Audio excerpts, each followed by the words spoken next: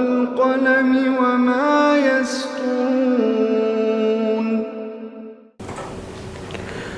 नाज़रीन अस्सलामु अलैकुम वरहमतुल्लाहि वबरकातुहू। सीधी बात की ताज़ा तरीन खबरों में आपका इस्तकबाल है। आइए सबसे पहले आज की सुर्खियों पर नजर करते हैं। अमरीकी सदर और हिंदुस्तानी वजीर आजम की सोच एक जैसी है, गुलजार आजमी का बयान। भारत की कोयले की कान में फंसे 15 कारकुनों को बचाने की सड़तोड़ कोशिश। दिल्ली यूपी के 16 ठिकानों पर एनआईए का छापा। आईएसआईएस के नए मॉडल से मुंसलिक होने की खबरें। राम मंदिर पर ऑर्डिनेंस लाने की सूरत में सुप्रीम कोर्ट का दरवाजा खटखटाएगी बाबरी मस्जिद एक्शन कमेटी। कानूनियों पर फूल बरसाने वाली उत्तर प्रदेश पुलिस को नमाज से परेशानी होती है, असदुद्दीन ओवैसी का बयान। जम्मू कश्मीर श्रीनगर में शदीद ठंड से जमी डिल झील, बच्चे खेल रहे हैं क्रिकेट। बाबा रामदेव ने कहा, मुल्क के सियासी हालात इंतहाई मुश्किल, नहीं कह सकता कौन होगा अगला वजीर आज़म। कारकुनों की कॉन्फ्रेंस का भी नरेंद्र मोदी सामना नहीं कर सकते, राहुल गांधी का बयान। तमिलनाडु हामिला खातून को चढ़ाया गया HIV ज़दा खून, 3 डॉक्टर मुअत्तल। योगी से नाराज अनुप्रिया प्रोग्राम छोड़ पहुंच गई दिल्ली, अपना दल ने दिखाई आंखें। राम मंदिर पर बीजेपी की धमकी, सुप्रीम कोर्ट से ना बनी बात तो अपनाएंगे दूसरा तरीका।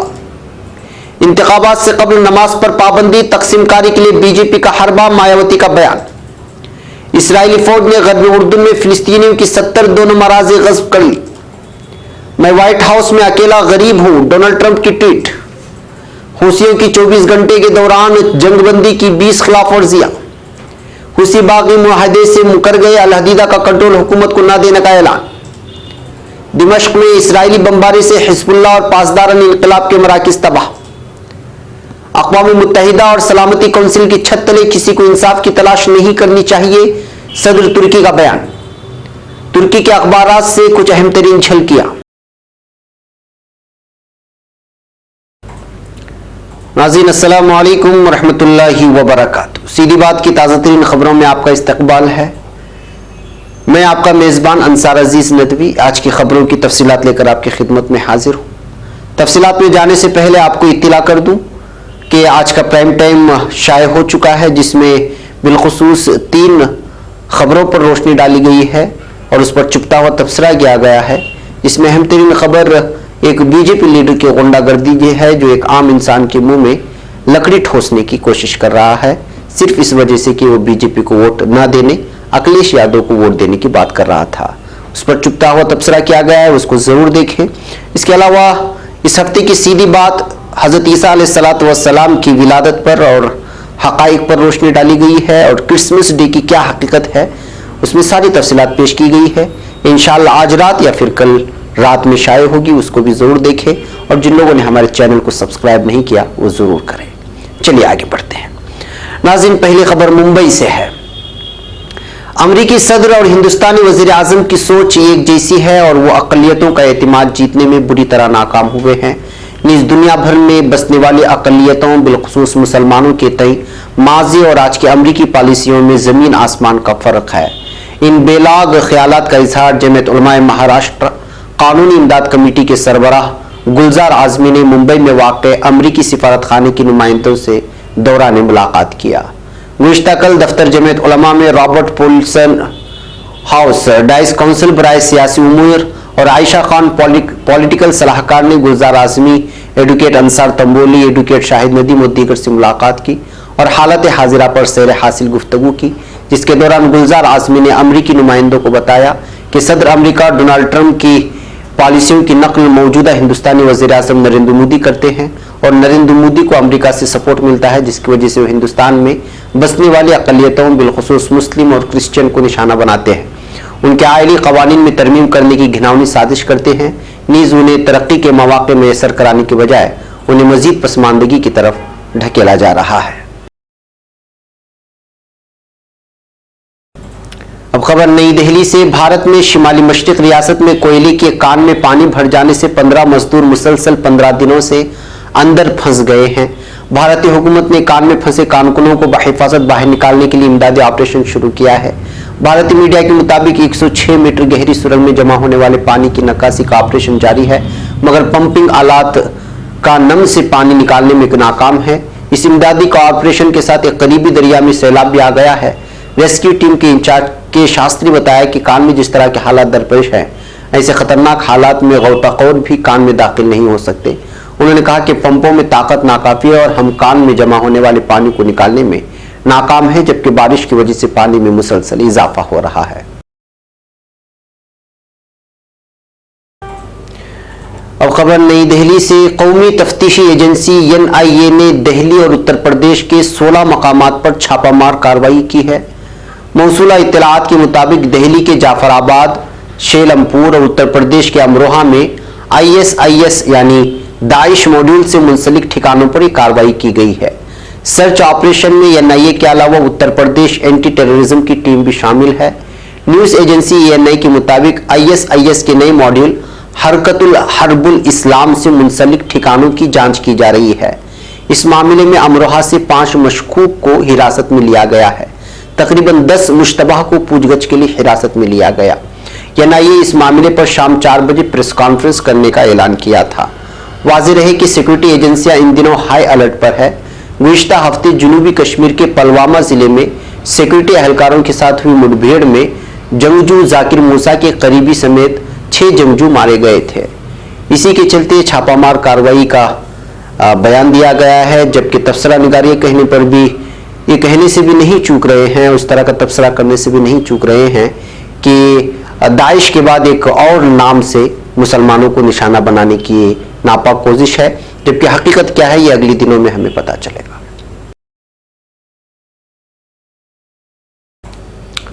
अब खबर अयोध्या से। अयोध्या में राम मंदिर की तामीर के लिए ऑर्डिनेंस लाए जाने की सूरत में बाबरी मस्जिद एक्शन कमेटी सुप्रीम कोर्ट का दरवाजा खटखटाएगी। बाबरी मस्जिद एक्शन कमेटी की मीटिंग में इस बारे में कहा गया कि अगर मरकजी हुकूमत राम मंदिर की तामीर के लिए ऑर्डिनेंस लाती है तो वो सुप्रीम कोर्ट में उसे चैलेंज देंगे। न्यूज 18 से बातचीत में कमेटी के कन्वीनर जफरयाब जिलानी ने कहा है कि इस मौजू पर मुसलसल बयानबाजी हो रही है, लेकिन इसका जवाब कमेटी की तरफ से नहीं दिया जाएगा। कमेटी ने यह भी कहा है कि टकराव की हालत को रोकने के लिए वो जरूरी इकदाम उठाएंगे। कमेटी का मजीद कहना है कि उन्हें जो भी जवाब देना होगा वो सुप्रीम कोर्ट में देंगे। अयोध्या तनाजे को लेकर 4 जनवरी से सुप्रीम कोर्ट में समाअत होनी है।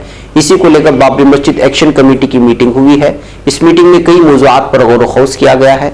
जफरयाब जिलानी ने कहा कि यह मामूल की मीटिंग थी, इसमें मुसलमानों से अमन व अमान बनाए रखने की अपील की गई है। लखनऊ में हुई मीटिंग में कई अहम मुस्लिम दानिश्वरों ने शिरकत की थी। अब खबर नोएडा से। नोएडा के पार्कों में नमाज पर रोक लगाने के मामले में सियासत तेज हो गई है। इस मामले को लेकर AIMIM सरबराह यानी मजलिस इत्तेहादुल मुस्लिमीन के लीडर और रुकने पार्लियामेंट असदुद्दीन ओवैसी ने ट्वीट करके यूपी पुलिस पर निशाना साधा है। ओवैसी ने यूपी पुलिस पर सवाल उठाते हुए लिखा है कि कानवाड़ियों के लिए फूल बरसाने वाली पुलिस को हफ्ते में 1 मरतबा पढ़ी जाने वाली नमाज से परेशानी होती है। असदुद्दीन ओवैसी ने ट्वीट करके लिखा कि उत्तर प्रदेश की पुलिस ने कानवाड़ियों के लिए फूल बरसाए थे, लेकिन हफ्ते में 1 मरतबा पढ़ी जाने वाली नमाज से अमन और हम आहंगी बिगड़ सकती है। ये बिल्कुल वैसा हुआ जैसा कि आप मुसलमानों से कह रहे हो कि आप कुछ भी कर लो, लेकिन गलती तो आपकी ही होगी। उन्होंने मजीद कहा कि कानून के मुताबिक कहां तक सही है कि कोई कंपनी ये तय करे कि एक मुलाजिम अपनी जाती जिंदगी में क्या करता है। ख्याल रहे कि उत्तर प्रदेश के नोएडा में अवामी मकामात पर इजाजत के बगैर नमाज पढ़ने पर पुलिस ने रोक लगा दी है। पुलिस ने यह फैसला नोएडा सेक्टर 58 की एक सरकारी पार्क में होने वाली नमाज की शिकायत पर किया है। अब खबर जम्मू कश्मीर से। पूरे हिंदुस्तान में कड़ाके की ठंड पड़नी शुरू हो गई है। सर्द लहर की वजह से ठंड में मजीद शिद्दत आ गई है। ठंड का सबसे ज्यादा असर हिमाचल प्रदेश और श्रीनगर में देखने को मिल रहा है। हिमाचल प्रदेश की लाहौल घाटी में जहां ठंड बढ़ने के साथ ही नदी और नाले जमने लगे हैं, वहीं श्रीनगर की डिल झील बर्फ का मैदान बन गई है। डिल झील में बर्फ की इतनी मोटी चादर जमने लगी है कि बच्चे उस पर क्रिकेट तक खेल रहे हैं। श्रीनगर के काजीगुंड में दर्जे हरारत 0 से 5.3 डिग्री नीचे रिकॉर्ड किया गया है। श्रीनगर की डिल झील जमने से जहां लोगों का रोजगार पूरी तरह से ठप हो गया है, वहीं बच्चे इसका भरपूर लुत्फ उठा रहे हैं। बच्चों ने डिल झील को बर्फ का क्रिकेट ग्राउंड बना लिया है और इस पर क्रिकेट खेल रहे हैं। बच्चों की बर्फ पर क्रिकेट खेलती कुछ तस्वीरें सोशल मीडिया पर काफी वायरल हो रही हैं।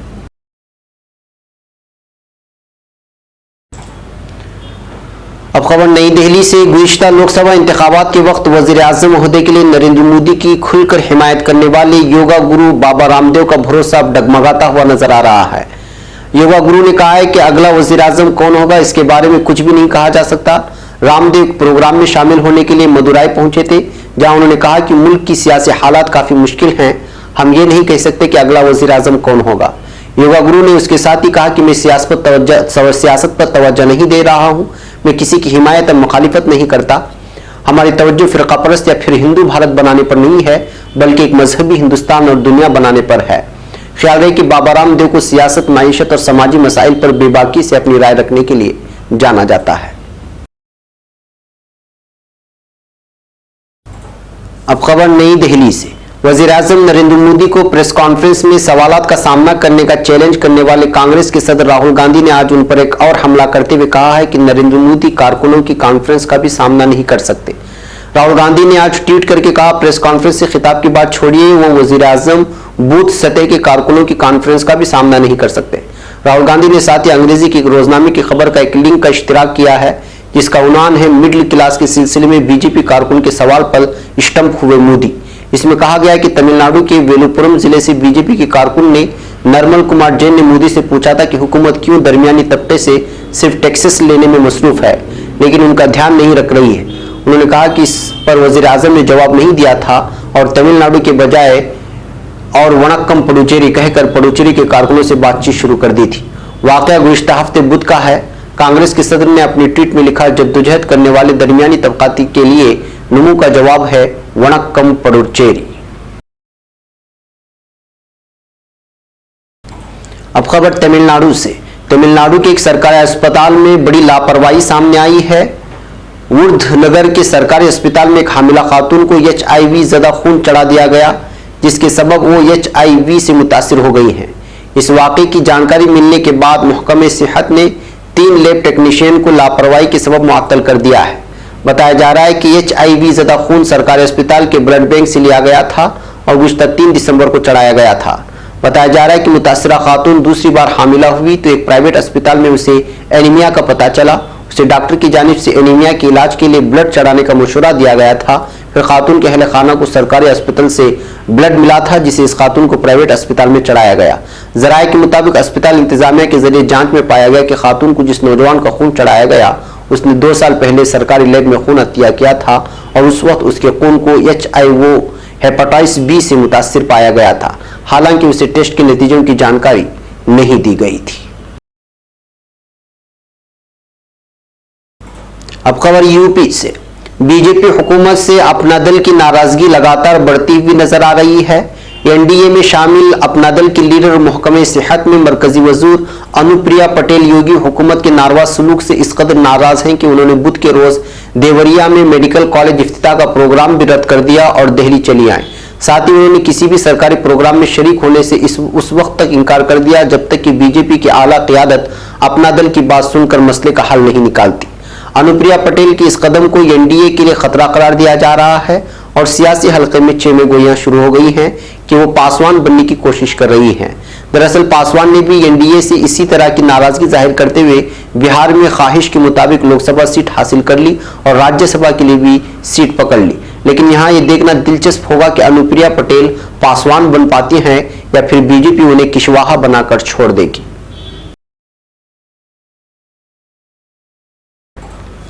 एक और खबर यूपी से। अयोध्या के बाबरी मस्जिद राम मंदिर तनाज़े पर बीजेपी का दोगला रवैया लगातार जारी है। एक तरफ बीजेपी रहनुमा कानून की धज्जियां उड़ाकर शरपसंदों के मजमे से एलानिया कहते हैं कि मंदिर वहीं बनाएंगे और हम ही बनाएंगे, और दूसरी तरफ आइन की पासदारी की बात करते हैं। बीजेपी का यही दोगलापन पार्टी के जनरल सेक्रेटरी राम माधव के ताज़ा बयान से भी जाहिर होता है। अपने बयान में उन्होंने कहा है कि राम मंदिर तामीर के लिए ऑर्डिनेंस लाना उनका पहला मुतबादिल नहीं, फिलहाल मामला सुप्रीम कोर्ट में है, लिहाजा अभी वो ऑर्डिनेंस नहीं लाएंगे। बीजेपी के जनरल सेक्रेटरी माधुराम ने कहा, ऑर्डिनेंस का मुतबादिल हमेशा मौजूद है, लेकिन फिलहाल मामला सुप्रीम कोर्ट में है। इसके लिए बेंच तश्कील देने के हवाले से 4 जनवरी की तारीख मुकर्रर की गई है। हम उम्मीद करते हैं कि अदालत उज़्मा फास्ट ट्रैक पर इस मामले की समाअत करेगी और जल्द इस मामले का तस्फिया किया जाएगा। राम माधव ने कहा कि अगर जल्द फैसला नहीं आता तो फिर दीगर मुतबादिल पर गौर करेंगे।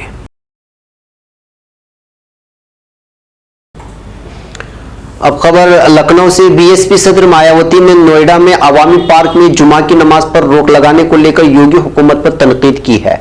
मायावती ने दिल्ली के करीब उत्तर प्रदेश के नोएडा सेक्टर 58 वाक़ नोएडा अथॉरिटी के अवामी पार्क में बगैर सरकारी इजाजत के जुमा की नमाज पढ़ने पर पाबंदी लगाने और अगर जुमा की नमाज अदा की जाती है तो वहां की प्राइवेट कंपनियों पर कार्रवाई करने के लिए नए सरकारी फरमान को गैर मुनासिब और एक तरफा कार्रवाई बताया है।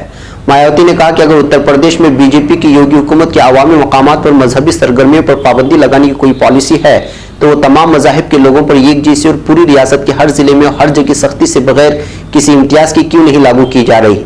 अगर इस जगह पर फरवरी सन 2013 से मुसलसल जुमा की नमाज अदा हो रही है तो अब आम इंतखाबात से कबल पाबंदी लगाने का क्या मतलब है? ये कार्रवाई पहले ही क्यों नहीं की गई? अब लोकसभा इंतखाबात से कबल इस तरह की कार्रवाई क्यों की जा रही है? इससे बीजेपी हुकूमत की नीयत और पॉलिसी दोनों पर उंगली उठना और मजहबी इम्तियाजी सुलूक का इल्जाम लगना फितरी बात है। साथ ही खदशा भी लाख होता है कि आम इंतखाबात से पहले इस किस्म के मजहबी तनाज़ात को हवा देकर बीजेपी हुकूमत अपनी कोताहियों और नाकामियों पर से लोगों की तवज्जो हटाना चाहती है। इसके अलावा जुमा की नमाज के ताल्लुक से नोएडा सेक्टर 58 वाक़ 23 जाती कंपनियों को बजरिए पुलिस नोटिस जारी करके उन पर भी कार्रवाई की धमकी देना पूरी तरह से गलत और इंतहाई गैर जिम्मेदाराना कदम है। नाज़रीन, अब खबरें आलम इस्लाम और आलम भर से हैं। पहले खबर फिलिस्तीन से। फिलिस्तीन के मकबूजा मगरबी किनारे के शिमाली शहर कलकैलिया के मशरक़ी इलाके अमातीन में फिलिस्तीनियों की 70 दोनम अराज़ी गस्ब कर ली गई है। मरकजी इत्तलाआत फिलिस्तीन के मुताबिक इसराइली फौज की भारी नफरी ने अमातैन कस्बे में फिलिस्तीनियों की 70 दोनम अराज़ी गस्ब कर ली। फिलिस्तीनियों की अराज़ी गस्ब करने के बाद अमानविल कॉलोनी की तोसी की जाएगी। आईनी शाहिदीन ने बताया कि इसराइली फौज की भारी नफरी ने अमातीन कस्बे का मुहासरा किया और फिलिस्तीनियों की अराज़ी की खुदाई शुरू कर दी। ख्याल है कि अमातीन कस्बे में 1200 से ज़ायद फिलिस्तीनी रिहाइश पजीर हैं, जबकि कस्बे के जुनूब में अमानविल यहूदी कॉलोनी कायम की गई है। ये यहूदी कॉलोनी 1983 में तामीर की गई थी। ये कॉलोनी देर अस्तिया के 22 दोनों पर तामीर की गई। बादजान देर अस्तिया, जैन और साकुत और अमातीन के 1240 दोनों इस कॉलोनी में जम किए गए हैं। इस कॉलोनी में 3200 आबादकार बसाए गए हैं। अब खबर अमेरिका से। अमेरिकी सदर डोनाल्ड ट्रंप ने माइक्रो ब्लॉगिंग वेबसाइट ट्विटर पर पोस्ट की गई एक ट्वीट में कहा है कि विफाकी हुकूमत का जुज़वी शटडाउन उस वक्त तक जारी रहेगा जब तक अमेरिका और मैक्सिको के दरमियान दीवार की तामीर के लिए उन्हें दरकार फंड का मुतालबा पूरा नहीं हो जाता। एक रिपोर्ट के मुताबिक ट्रंप ने ट्वीट में लिखा है कि मैं व्हाइट हाउस में तनहा मिस्कीन डेमोक्रेट्स की वापसी और उनके साथ सरहदों की सलामती के मुआहदे के लिए मुंतजिर हूं। डोनाल्ड ट्रंप ने लिखा है कि बैरून मुल्क अमरीकी फौज खिताब के बाद मरकजी बैंक सरप्लस में तेजी के साथ इजाफा किया है। मुमकिन है डोनाल्ड ट्रंप जुमा के रोज की तातील अपने घर पर गुजारे, मगर वो व्हाइट हाउस में रुकने को तरजीह देंगे। अब खबर यमन से। यमन में आईनी हुकूमत ने कहा है कि हूसी बागियों की जानिब से अल हदीदा में जंगबंदी के हवाले से तय पाए समझौते की खिलाफ वर्जियों का सिलसिला जारी है। इधर यमन में आईनी हुकूमत की हिमायत के लिए कायम करदा अरब इत्तेहाद ने कहा है कि हूसी बागियों ने 24 घंटों के अंदर जंगबंदी मुआहदे की 20 खिलाफ वर्जियां की।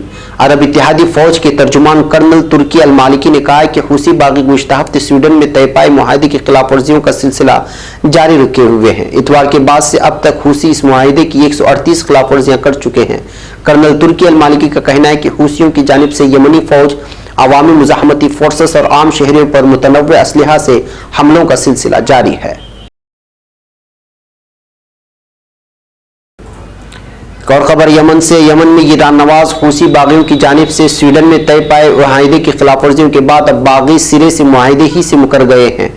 उन्होंने अल हदीदा शहर और बंदरगाह का कंट्रोल आईनी हुकूमत को देने से इनकार कर दिया है।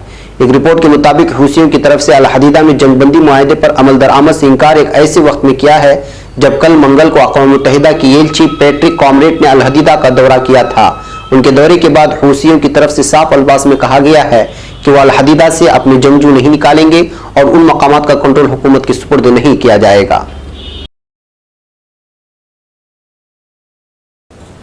अब खबर शाम से है।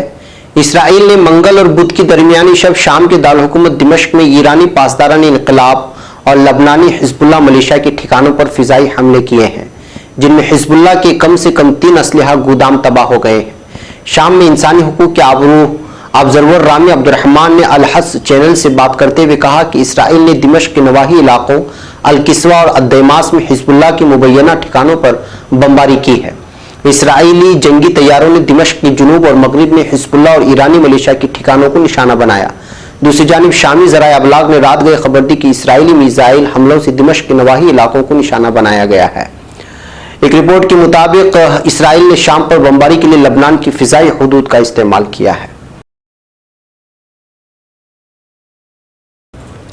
अब खबर तुर्की से। सदर रजब तैयब एर्दोगान का कहना है कि अक़वाम मुत्तहिदा की सलामती कौंसिल में और अक़वाम मुत्तहिदा के अंदर इंसाफ जैसी कोई चीज मौजूद ही नहीं है। सदर रजब तैयब एर्दोगान ने बेशतपे मरकज बराए कौमी कांग्रेस व सकाफत में तुर्क साइंसी व तहकीकाती इदारे और तुर्किश साइंस अकेडमी की अवार्ड तकरीब में खिताब किया। खिताब में मुसलमानों को अपने मुस्तकबिल और इंसानों के मुश्तरका मसाइल के बारे में बात करने का हक न दिए जाने पर जोर देने वाले जनाब एर्दोगान ने कहा है कि 1.7 अरब मुसलमानों पर मुश्तमिल ममालिक में से किसी एक का भी सलामती कौंसिल के मुस्तकिल अरकान में नुमाइंदगी न करना इस हकीकत की अक्कासी करता है। मैं इसलिए कहता हूं कि यह दुनिया 5 मुल्कों से बड़ी है। अक़वाम मुत्तहिदा की सलामती कौंसिल के 5 अरकान के मुल्कों के एतबार से हक बजानिब न होने की वजाहत करने वाले एर्दोगान ने बताया कि हर मामला 5 मुस्तकिल अराकीन में से किसी एक रुकन पर ही निसार करता है। क्या अक़वाम मुत्तहिदा का क़याम दुनिया में इंसाफ कायम करने के मकसद के तहत नहीं हुआ था? सलामती कौंसिल की छत तले इंसाफ नाम की कोई चीज मौजूद नहीं और ना ही हमें इसकी तवक्को रखनी चाहिए। उन्होंने बताया कि बैरूनी दुनिया पर इन्हिसार मुस्लिम उम्मा की तल्ख हकीकत है। हम लाचारगी से दो चार हैं। हमें क़ल्बी यकीन है कि ये सूरत हाल ठीक हो जाएगी। तुर्की ने गुज़िश्ता 16 सालों की पॉलिसियों की बदौलत दूसरों पर इन्हिसार की शर्ट को टुकड़ों में बांट दिया है। अब दूसरों के दरवाजों पर दस्तक देने वाला नहीं बल्कि अपने पांव पर खड़ा तुर्की सबके सामने है। सदर ने मजीद कहा कि जिस तरह तुर्की अपनी सरहदों के तहफ़्फ़ुज़ पर हसासियत का मुजाहिरा कर रहा है, इसी तरह यह अपने सरकारी राजों का भी भरपूर तरीके से तहफ़्फ़ुज़ करता है। तुर्की के साइंसी तहकीकात में अब हुदूद पार करने की भी तौज़ीह करते हुए एर्दोगान ने बताया कि 2 हफ्ते पेशतर हमने 20 साला ख्वाब को शर्मिंदा ताबीर करते हुए खलाई एजेंसी का क़याम अमल में लाया है, जो कि तुर्की को सुपर लीग तक पहुंचाने वाला एक अहम कदम है।